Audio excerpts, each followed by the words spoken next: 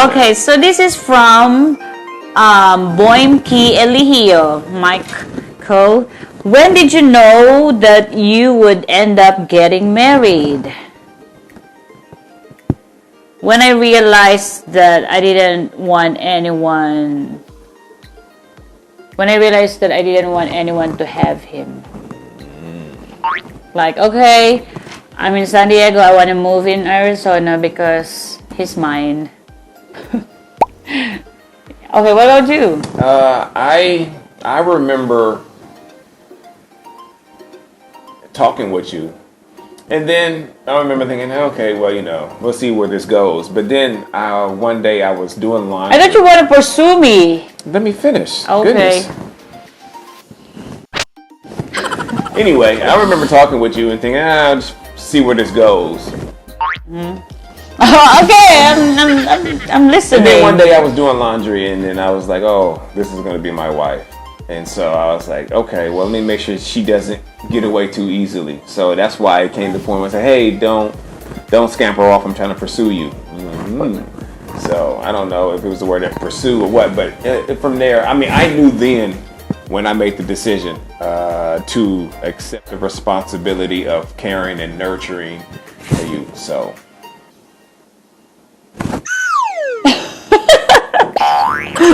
That's it. Okay, I thought they just have some cheesy line. Anyway, just kidding. This is from Divine. She's in Germany with her husband. Divine Love Abigar. Hi, Divina, Misha. She said this one is for you out there. What's the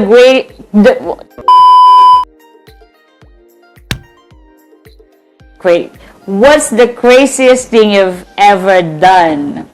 First of all, I just gonna message you. I can say it here because it's gonna ruin my reputation. Oh, reputation? Reputation? Yeah, 3 kids. You tell me that story? So I just gonna tell you. If you're still interested or you just really want me to, tell everyone. But anyway, I just gonna tell you later. Moving on. I can. Okay, moving on. This is from Cyril Ray, my cousin.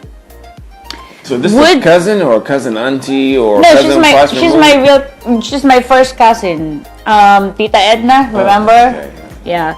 So she's asking, she said, would you rather be on the cover of Time, People, or Forbes magazine, and why? I'll let you answer that because, So Time, to be on cover of Time magazine, I'd either have to be an environmentalist or an activist of some sort, or a politician.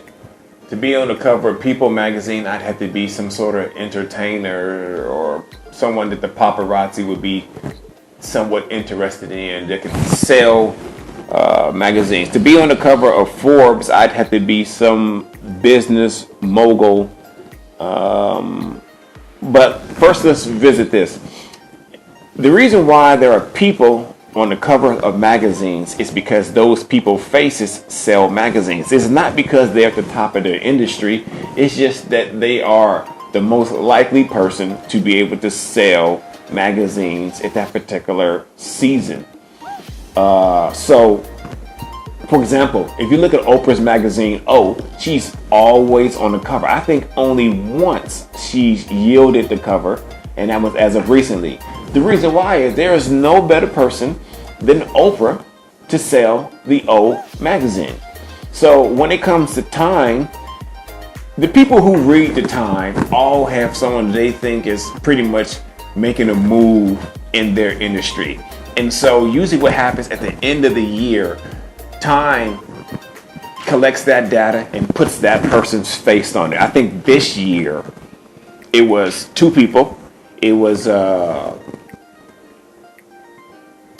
President-elect Joe Biden and President-elect Vice President Kamala Harris. Yes. So they were both on there this year.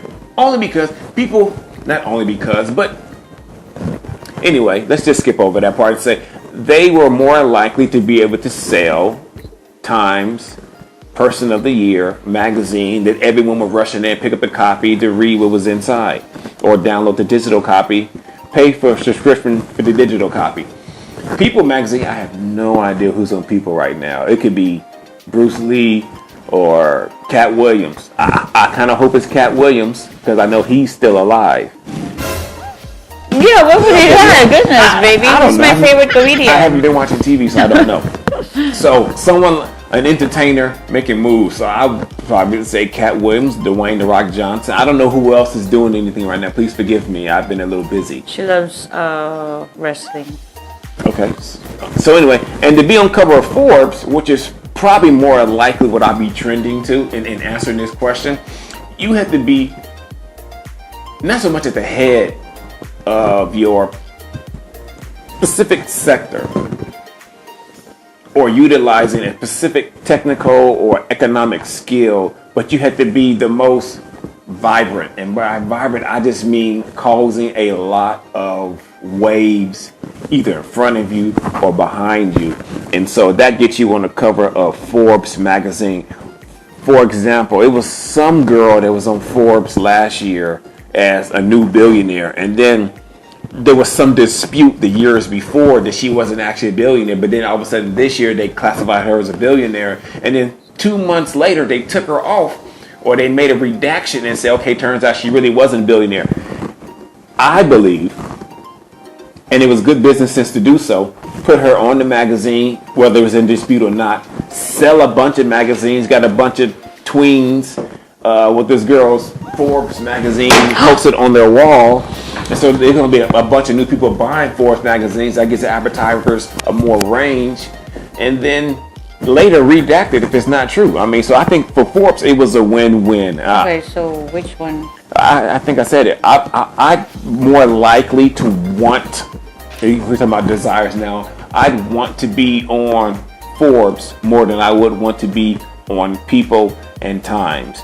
If I end up on Times, it's because something that I was trying to keep secret was made public, and therefore it made me end up on Times. Because I think, for me, if I was to exercise activism skills, then maybe I'll end up on Times. But I believe in what the scripture says about your right hand should not know what your left hand is doing. So therefore, I shouldn't end up on Times unless someone told something they shouldn't have told. So Forbes it is. Okay, thanks, Ty. Okay, now from King Lustre. Okay, his question is, what's the best thing you like about your husband? Oh, this is for me. Mm-hmm. Okay, so the maturity of our relationship. This is the best. Okay, it works for me. Okay, so what's your best childhood memory? Me first, and then you next. Okay. I would say playing, having fun, not paying bills.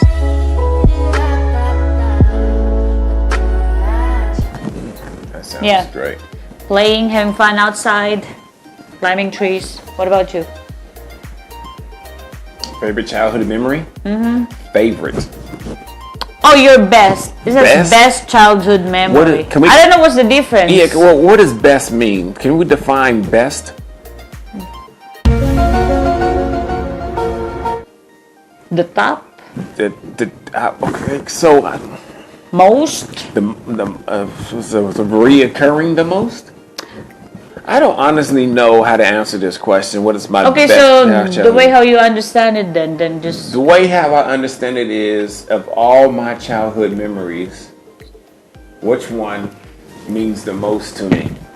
Okay. And I would say, I wasn't much a child, I was probably 16 or 17, is, I guess, hearing my father's wisdom. This I was telling Dad that I want to be like him. Okay. And he got mad, cried, and told me don't be like him, but be better than him. I would say, from this classification, that would be my best childhood memory. Okay.